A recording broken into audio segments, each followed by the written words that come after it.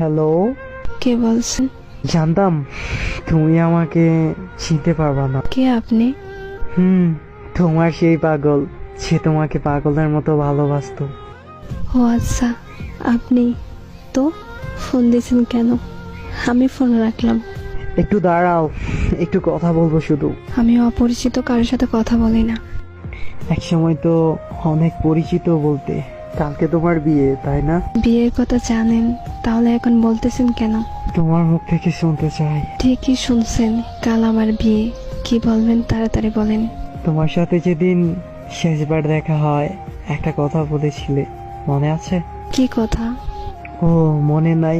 আমি বলেছিলাম তোমার যেদিন বিয়ে সেদিন আমি এই দুনিয়া থেকে হারিয়ে যাব। দেখেন, শুধু শুধু পাগলামি করেন না প্লিজ। সত্যি আমার কপালটা একেবারেই খারাপ। ভাবছিলাম আমার মুখে মৃত্যুর কথা শুনে তুমি বলবে তুমি কি ভাবছো, তুমি কি ভাবছো, তুমি মরে গেলে আমি বেঁচে থাকবো। হ্যাঁ, আর কি বলবো, তুমি তো আমাকে কোনোদিন ভালোই বাসোনি। একা হয়ে গেছি আমি, একেবারে একা। চুপ করেন, এমন করে কেন কথা বলতেছেন? সমস্যা নাই, একটু পর নিশ্চুপ হয়ে যাব। শোনো না, আমার অনেক কষ্ট হচ্ছে।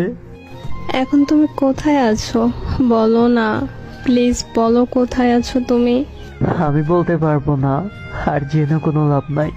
আমাকে বাঁচাতে পারবে না। আমি মরে যাওয়ার আগে একটা কথা বলবো, তুমি শুনবা?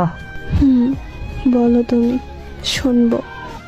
জানো, অনেক স্বপ্ন ছিল তোমারে দিয়া, তোমার কোলে মাথা রাইখা ঘুমাবো। আমার অনেক কষ্ট হচ্ছে, সত্যি অনেক কষ্ট হইতেছে আমার। আমার সময় শেষ, ভালো দেখো তুমি, নিজের খেয়াল রেখো। কোথায় যাবা তুমি? কি হলো, কিছু বলতেছো না কেন? হ্যালো।